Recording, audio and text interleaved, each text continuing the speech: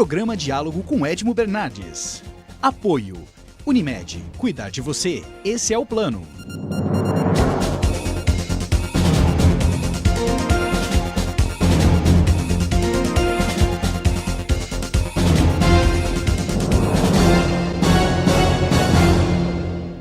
Olá, boa noite. No programa de hoje nós conseguimos a boa vontade e a gentileza do novo delegado-geral da Polícia Federal aqui da região de Ribeirão Preto, Dr. Edson Geraldo de Souza. Obrigado por atender o nosso convite, está aqui. É um prazer, uma honra estar aqui com vocês. Muito obrigado. Doutor,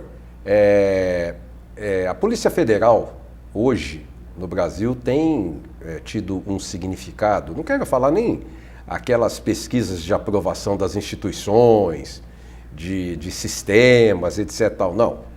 Mas ela parece que ela tem uma aprovação unânime na nação. São dois focos, né? Primeiro, o próprio trabalho da Polícia Federal.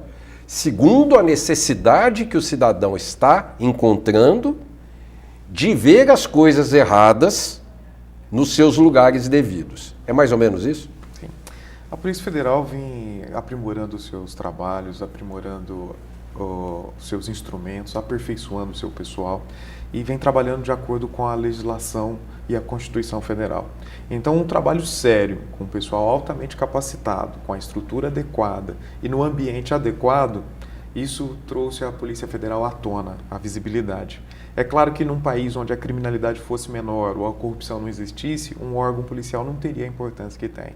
Então a Polícia Federal tem a estrutura adequada no ambiente adequado e trabalhando da forma correta, com a autotutela, ou seja, vigiando para que os preceitos, as normas sejam adequadamente cumpridas. Então nós temos esse resultado e essa instituição com essa visibilidade toda. Parece que definitivamente há uma sensação de preocupação por parte de criminosos, de infratores, definitivamente com a justiça brasileira. O que eu quero dizer com justiça brasileira? Justiça brasileira que envolve um todo, desde as polícias, desde o Ministério Público, desde o Judiciário. Porque se tomarmos como base a Operação Lava Jato no Brasil, alguns criminosos, ou uma parte daqueles criminosos, ou infratores, eu não sei que nome se dá aquilo, continuou praticando o delito após a deflagração da Operação Lava Jato. Mas me parece, até 2016, a gente tem histórias aí contando isso aí. Pós isso aí, parece que o pessoal agora está com um pouco mais de cuidado com esses crimes de colarinho branco, com esses crimes de corrupção, especialmente no que envolve a União e que afeta a Polícia Federal, né? Perfeito, Edmo. Essa é uma questão, até ficou famosa, célebre, uma frase de um determinado investigado que disse: minha preocupação é a Polícia Federal. Então, o que tem acontecido hoje é a diferença do histórico em relação à punição. Hoje nós vemos pessoas famosas, ricas e poderosas sendo presas e permanecendo presas. Então isso não existia no histórico brasileiro. O que aconteceu? Qual foi a diferença? A legislação. O que existe de instrumento para apurar o crime era insuficiente para derrubar o sistema corrupto que existia no Brasil. Com a lei da compliance, em que as empresas se desvincularam dos corruptos, porque quando um corrupto chegava numa empresa, um político, um agente público, e ele exigia ou solicitava ou recebia uma determinada vantagem devida, seja bem, seja dinheiro, ele amarrava também quem pagava. Então não havia como esse ato corrupto ser descoberto ou ser apurado, porque quem pagava não denunciava. E quem recebia também não denunciava. Então existia um conluio. Com a lei da compliance em 2013 e outras leis que vieram para facilitar a investigação da organização criminosa, instituiu-se, por exemplo, a delação premiada, que é a colaboração da pessoa jurídica ou da pessoa física para que possa desvendar um determinado crime. Isso desvinculou o corruptor do agente corrupto. Ou seja, Se eu entregar o agente que veio aqui exigir ou solicitar, eu posso ser beneficiado com isso. Minha empresa, inclusive, pode se livrar de multas e pode ser poupada de prejuízos financeiros. E eu posso entregar o corruptor. Com essa desvinculação, nós começamos a ver os executivos de determinadas empresas entregando a situação. Olha, fulano de tal recebeu tanto, nós pagamos tanto. E essas delações, elas trazem elementos e provas que eram impossíveis ser alcançados pelas investigações ordinárias. Então, essa é a mudança do quadro brasileiro que trouxe esse novo status quo. Lava Jato e outras operações, e até aqui em Ribeirão Preto, a Operação Sevandija. Então, agora nós temos os instrumentos adequados que antes não tínhamos. E nós temos o apoio da sociedade, que isso é muito importante, acredite, e da imprensa, para que aqueles que são responsáveis pelo julgamento, por exemplo, os juízes federais, juízes estaduais e o Ministério Público possam ser apoiados pela sociedade. Então isso mudou bastante. Parece que cria-se uma cultura do levar vantagem em tudo. Ou cria-se não, criou-se. Né? O pessoal atribui muito isso ao governo do PT. Parece que quem está dizendo isso sou eu, que o governo do PT apenas incrementou isso, mas o levar vantagem, ter benefício, ser beneficiado, é uma coisa histórica que vem de muito tempo. É que as pessoas pensam que bilhões de reais é diferente de uma caneta, de uma bandejinha. A diferença é o valor, mas a cultura da corrupção é a mesma. Perfeito. Edmo, se nós verificarmos o histórico da formação do Brasil, da República Brasileira, do Estado republicano, com a vinda da família real para o Brasil, nós já verificamos que essa cultura já vem historicamente de muito longe. O que acontece? Nós temos na Delegacia de Ribeirão Preto inquéritos que apuram crimes praticados pela sociedade contra o erário. Então, um dos mais comuns são os golpes aplicados, as fraudes aplicadas à Previdência Social, ao INSS.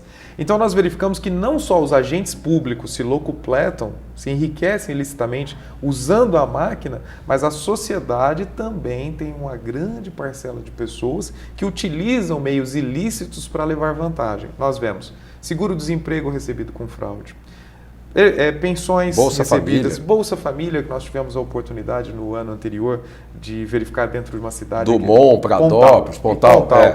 Em que nós verificamos que 32 famílias ali recebiam indevidamente e o programa não tinha o adequado sistema de controle. Então nós vemos que não só os agentes públicos que estão dentro da máquina administrativa tentam se locupletar, mas também vemos a sociedade se locupletando. Cultura. Então nós temos uma cultura que tem que ser mudada. Acreditamos que essa nova geração que esteja vindo com uma nova formação seja adequada para eliminarmos isso. De qualquer forma, nós já estamos num quadro de mudança, isso não há dúvida. Eu vou chamar o nosso primeiro intervalo, daqui a pouquinho estamos de volta. Até já.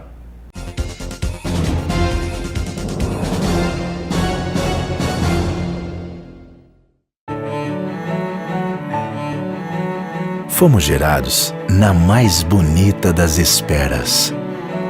E ao nascer, ganhamos de presente a vida. Para desfrutá-la, é preciso apenas uma coisa: saúde. E colocarmos em prática a nossa vocação, que é cuidar. Hospital Unimed Ribeirão, um marco na saúde de todos nós. Voltamos a apresentar Diálogo com Edmo Bernardes. Apoio Unimed. Estamos de volta com o segundo bloco do programa. Doutor, o senhor tinha falado no primeiro bloco a ajuda da imprensa. Eu sou meio crítico com a imprensa. Eu sou, apesar de fazer parte... Tenho conhecimento desse posicionamento. Apesar de fazer parte, eu sou muito crítico à imprensa. Eu não estou aqui discutindo a imprensa marrom, a imprensa venal, a imprensa informativa, a imprensa que quer levar benefício. Eu não estou discutindo a qualidade da imprensa, eu estou discutindo a qualidade do jornalista. Né? Nós temos vivido no país uma adaptação com o que acontece no mundo financeiro, ou seja, mão de obra cada vez mais desequilibrando o orçamento das empresas, não é dos veículos de comunicação, não.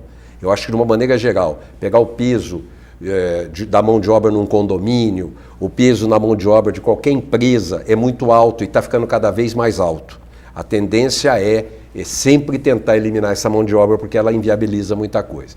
E na imprensa não é diferente, nós temos visto aí que muitos veículos de comunicação, para pagar piso da categoria, coloca jovens recém-formados de 25 anos, 26 anos, que não tem nem experiência para fazer uma pergunta para o entrevistado. Esse eu acho que é um dos grandes problemas que tem, primeiro, ocorrido. E segundo, não que eu não estou negando a contribuição da imprensa, eu repito, é muito importante o papel democrático e livre da imprensa. Mas também essas edições maldosas e perniciosas que acontecem por aí, né? Então eu fico um pouco preocupado com essa libertinagem da imprensa e não liberdade da imprensa. Edmo, a relação da Polícia Federal com a imprensa é muito intensa, porque o nosso objeto de trabalho, né, as investigações, os crimes, elas são de interesse primário da imprensa. A imprensa sempre esteve relacionada com a publicação desse tipo de informação. O que nós percebemos hoje é uma crise da imprensa, né? Eu acho que todas as instituições, todos os órgãos, todos os setores estão passando por um novo momento. Quer porque as redes sociais tomaram conta, quer porque há muitos sites de notícias falsas, correm muitos boatos e notícias falsas pelas redes sociais fechadas, como o WhatsApp, Telegram e assim por diante, em que não são verificadas e que são muito prejudiciais. E outras redes abertas, como o Facebook, por exemplo, a publicação é constante de matérias falsas. Então, isso já dificulta um pouco a seleção do cidadão comum para saber o que de fato está acontecendo. Como nós lidamos com a imprensa? A Polícia Federal tem uma preocupação muito grande com a comunicação social, englobando aí a assessoria de imprensa, porque nós queremos que o cidadão receba a informação adequada. É certo que os meios próprios, as redes sociais e o Diário Oficial da União não são os meios adequados para que o cidadão se informe. Ele vai buscar na televisão, ele vai buscar nas redes sociais, ele vai buscar em programas de entrevistas de qualidade. Então, o que nós fazemos? Temos regras rígidas para a exposição da imagem da Polícia Federal, temos regras mais rígidas ainda para a exposição de informações relacionadas às investigações, já que nós somos um órgão policial que trabalha basicamente com inteligência, ou seja, é o manuseio e o fechamento das informações para a sua eficiência. Então, buscamos em cada órgão de imprensa pessoas de confiança, pessoas sérias, jornalistas sérios, né?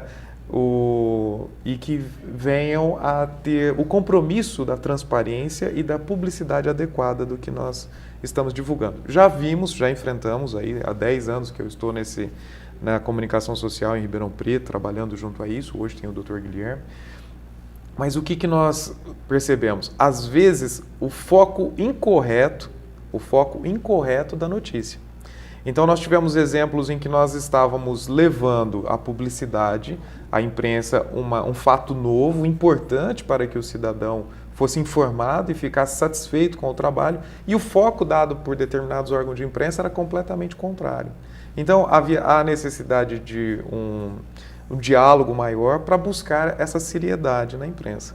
De forma geral, nós, na Polícia Federal, não podemos, em Ribeirão Preto especialmente, não podemos apresentar muitas críticas, embora elas existam e embora eu guarde determinada concordância com você em relação à formação adequada. Muitas vezes o repórter chega à Polícia Federal sem entender o que é um inquérito, sem entender o que é um processo, sem entender o que é uma prisão e sem ter conhecimento do fato para o qual ele foi entrevistar ali a Polícia Federal, o representante da Polícia Federal.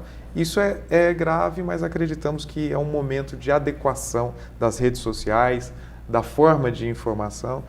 Eu sou sempre um otimista. Eu acredito sempre que teremos um amanhã melhor. Um relacionamento melhor, né? Eu creio, inclusive, a boa vontade da Polícia Federal, e a gente nota isso, tanto, não só na Polícia Federal, às vezes o Ministério Público tem lá umas críticas por alguns exageros, a gente vê isso na Lava Jato, enfim, alguns exageros. Mas por parte da Polícia Federal, O judiciário ele é silencioso e dá resposta. O Ministério Público é um propagandista e a Polícia Federal age. Eu tenho percebido da parte da Polícia Federal uma boa vontade enorme em colaborar com a comunicação para a sociedade. Nós temos uma preocupação importante com isso, porque tão importante quanto fazer o trabalho é transmitir ao cidadão a sensação de que existe um órgão que esteja trabalhando para o seu bem-estar. Vou me abster de me manifestar sobre o seu posicionamento sobre o Ministério Público e o Poder Judiciário, e vou me ater à Polícia Federal. O investimento que a Polícia Federal faz no serviço de comunicação social, a seleção de homens adequados para trabalhar nesse setor, o manuseio adequado das informações é uma preocupação constante, por duas razões. Primeiro, pela qualidade do trabalho que é realizado e a divulgação adequada. E segundo, porque nós lidamos com a vida de pessoas, né? Uma informação equivocada sobre um determinado investigado pode causar danos irrecuperáveis, né? E em razão desses dois situações, nós buscamos um equilíbrio. Então, sempre que possível, vamos colaborar, forneceremos as informações, terá sempre um setor responsável para isso e queremos isso. Queremos que a sociedade saiba o que está sendo feito em prol da própria sociedade. Eu vou chamar o nosso intervalo, daqui a pouquinho estamos de volta. Até já.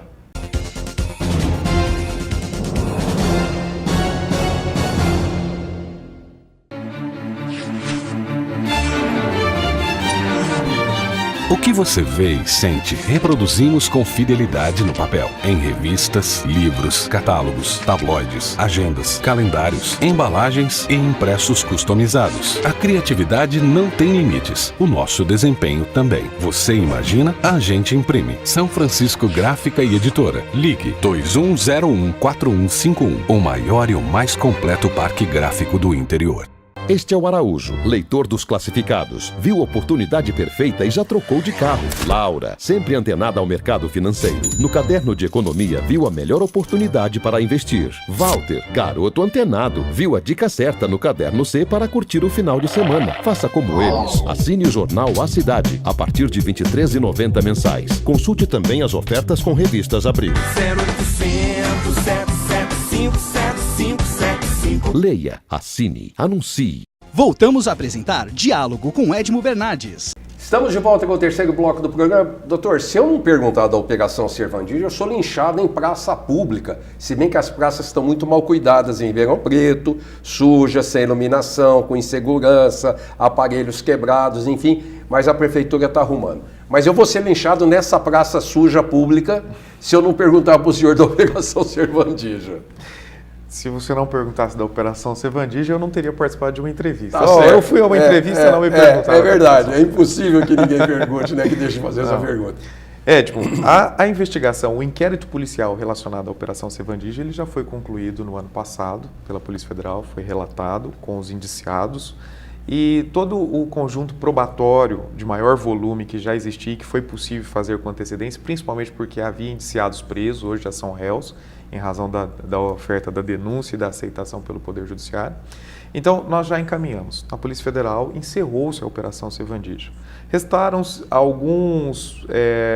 algumas perícias que ainda estão sendo feitas, alguns exames periciais, principalmente na área de informática, mas também é um conjunto muito pequeno e que também já está para ser encaminhado para o Ministério Público e para a Justiça. E com isso, a Operação Servandilha, os crimes, os 4 núcleos de crimes que foram expostos durante o ano de 2016 já se encerraram. Nós temos, porém, um outro inquérito que foi instaurado em decorrência da Operação Servandilha, que é o inquérito de lavagem de dinheiro, que busca rastrear, né, os bens ou o circuito, o fluxo do dinheiro. Cadê essa grana? Exatamente. É óbvio que é impossível recuperar o dinheiro, já conversei com diversas pessoas sobre isso, porque muito do dinheiro desviado, seja na Operação Servandilha, seja nas outras operações, eles são gastos com supérfluos, com roupas, com vinhos, com viagens e tal. Então, esse dinheiro é impossível ser recuperado. O que se busca é o capital dos investigados para que este capital ou o capital oculto possa responder pelo erário. Vai se recuperar os 203 milhões? Acredito Não que vai. não. Não vai, é impossível, nós sabemos disso. A Lava Jato é um exemplo. Foram desviados bilhões de reais em propinas e a recuperação é de uma certa parcela. O que nós garantimos para o cidadão ribeirão-pretano é que a Polícia Federal está trabalhando para recuperar o máximo possível. É claro que nós estamos ainda numa fase processual. Todos são considerados inocentes, a menos que sobrevenha uma sentença condenatória, e tudo que é apurado no inquérito não quer dizer que todas as pessoas ali envolvidas serão penalizadas, né? Pode haver absolvição de um, de outro, de algum crime, de outro, mas o importante é que o que nós estamos apurando hoje é o rastreamento do capital desviado. Mesmo porque eu também acho que a partir do momento que você pega um dinheiro, você compre um bem, e ponha no nome de laranja. Se esse laranja não denunciar, você não vai achar esse dinheiro nunca. Pode ser uma bicicleta, uma lancha, uma fazenda ou qualquer coisa nesse sentido. Nós podemos até trazer lições da investigação para que as pessoas saibam. A questão de o dinheiro usado para aquisição desses bens ser de origem ilícita, desvio de recursos, a pessoa que empresta o seu nome, que cede o seu nome para que esses bens sejam registrados, também comete um crime relacionado à ocultação de bens, a famosa lavagem de dinheiro. Então é muito importante que o cidadão tenha cuidado ao emprestar seu nome para registrar veículos, para registrar imóveis, porque ele pode estar colaborando com um determinado crime que ele não tem conhecimento. E isso pode vir a complicar a sua vida.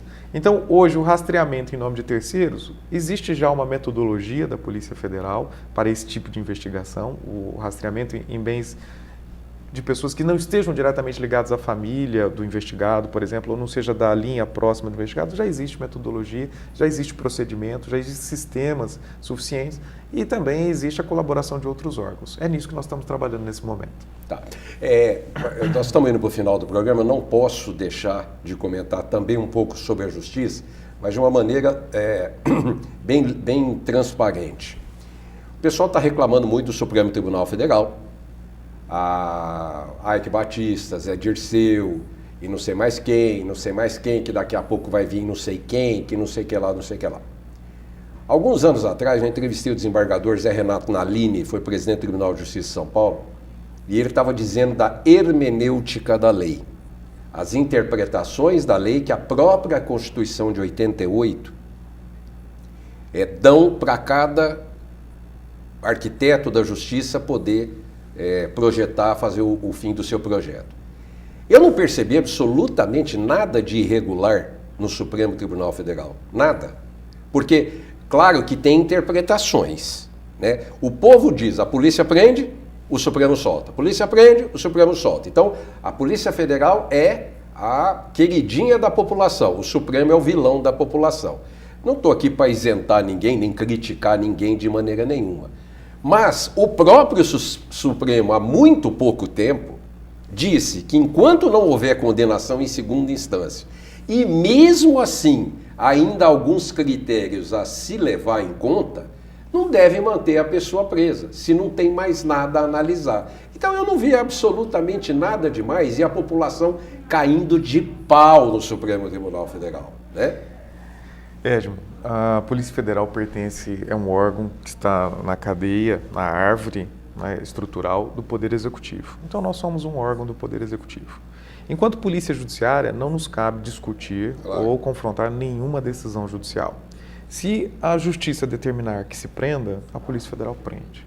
Se a Justiça determinar que se solte, a Polícia Federal solta. Não fazemos juízo de valor e nem questionamos as ordens judiciais. Nós cumprimos. Essa é a função da Polícia Federal. E assim, às vezes o pessoal pergunta, vocês combatem o crime do tráfico de drogas. E se o tráfico de drogas fosse liberado, o que vocês fariam? Nada. O que vocês acham disso? Nada. Ou seja, o que a lei determina, a Polícia Federal faz. O que a lei proíbe, a Polícia Federal não faz. O que a Justiça determina, a Polícia Federal cumpre. E o que a Justiça absolve, a Polícia Federal respeita. Claro. Então não temos essa visão quanto ao Poder Judiciário, uma visão de valor da decisão. É claro, o delegado que conduz uma investigação, que batalha ali com a sua equipe para obter aquela prisão, ele não fica satisfeito com a liberação. Mas O que nos cumpre é respeitar, não criticamos, E não nos manifestamos. E o confronto do próprio judiciário com o judiciário, né? Quer dizer, o juiz Sérgio Moro quer o cara preso, o Supremo, que é judiciário, vai lá e pede para soltar. Essa é a estrutura democrática do país, é assim que funciona, né? E nós sabemos também que a velocidade de uma condenação não é sempre no direito, quem atua no direito sabe que a velocidade não é o importante. O importante é o acerto da decisão, né? Porque não adianta eu julgar rápido e mandar o inocente para a cadeia, né? Em nome de responsabilizar outros. Então, o judiciário tem sua função, cumpre o seu papel dentro do jogo democrático do país e não nos cumpre criticar esse posicionamento. Nós cumprimos o nosso dever. Fazemos o nosso papel. Doutor, muito obrigado por ter estado aqui conosco, conte conosco, o espaço está aberto. Muito obrigado. Democraticamente e sempre que pudermos colaborar com vocês, estamos aqui à disposição. É um prazer. Isso faz parte do nosso serviço, inclusive, de dar transparência à sociedade, o que nós estamos fazendo. Muito obrigado. Tenham todos uma boa noite. Semana que vem estaremos de volta com mais um diálogo comigo, Edmo Bernardes, aqui na TV Mais Ribeirão. Até lá, boa noite. Programa Diálogo com Edmo Bernardes. Apoio. Unimed. Cuidar de você. Esse é o plano.